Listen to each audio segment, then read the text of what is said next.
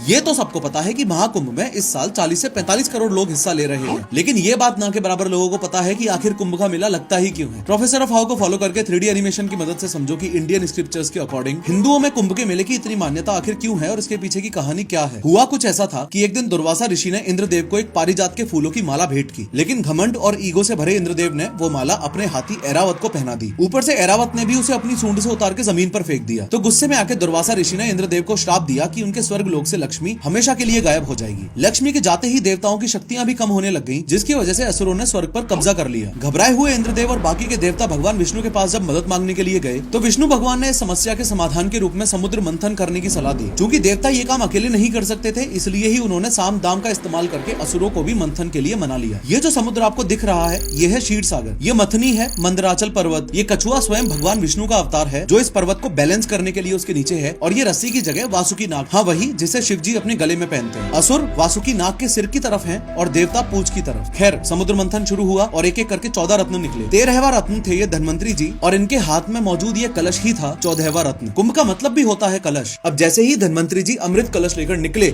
असुरों ने अमृत पर कब्जा करने के लिए हमला कर दिया। 12 दिनों तक अमृत को बचाने के लिए देवताओं और असुरों में भयंकर युद्ध हुआ। इन 12 दिनों में अमृत की 4 बूंदें धरती पर गिरी, हरिद्वार, प्रयागराज, उज्जैन और नासिक। और यही कारण है कि कुंभ मेला सिर्फ इन 4 जगहों पर ही लगता है।